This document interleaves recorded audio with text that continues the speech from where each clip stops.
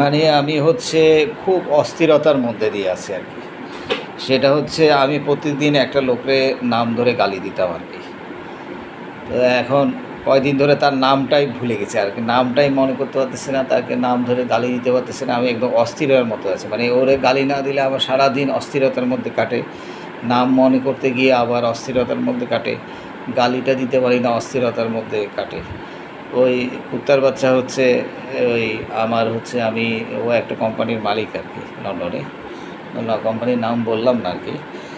তো ওর কাছে আমি 1200 পাউন্ড পাবো আর কি। ও তো আমার 700 পাউন্ড মেরে দিয়েছে, আমার 500 পাউন্ড দিয়েছে।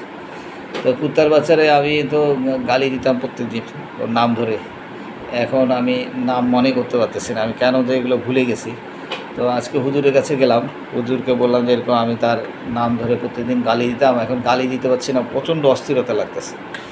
অস্থিরতায় আমি থাকতে পারতেছি না, এত অস্থিরতা লাগতেছে। তো হুজুর বললো ঠিক আছে, নাম যখন ভুলে গেছেন তখন আগে নাম ছাড়াই গালি দেন। তো নাম ছাড়া গালি দেবো কি, আমি তখন আমার গালে আমি খুব রেগে গেলে ওই মানুষের গালি দিয়ে খাঙ্কির বাচ্চা, খাঙ্কি মাকির পোলা, এগুলো কই আর কি। তো এখন ওইটা বললে তো তার মা বাপ তুলে গালি দেওয়া হবে। তো আমি আল্লাহর কাছে দোয়া করতেছি যে ওই হারামজাদার নামটা আমার যাতে মনে আসে। তো মনে পড়লে তাহলে আমি ওদের গালিটা দিতে পারতাম, গালি টালি দিলে আমার একটু রাগটা কমে আর কি। সকালবেলা উঠে একটু মেজাজ টেজাজ গরম হয়ে থাকে, ওই হারামজাদার বাচ্চার নাম ধরে গালাগালি করলে কিছুক্ষণ ধরে আমার মাথাটা ঠিক হয়ে যায় আর কি।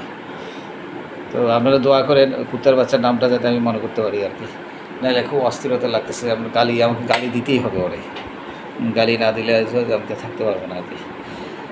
তো এখন ওরে নাম ছাড়াই গালি দিতে হবে আর কি। তো আমার জন্য দোয়া করবেন যাতে ওই শালার ওটার কুত্তার বাচ্চার নামটা যাতে আমি মনে করতে পারি। আমি কদিন ধরে এই 5-6 দিন ধরে চেষ্টা করতেছি আমি নামটা মনে করার, করতেই পারতেছি না। তো সকলে ভালো থাকেন। লা ইলাহা ইল্লাল্লাহ মুহাম্মাদুর রাসূলুল্লাহ।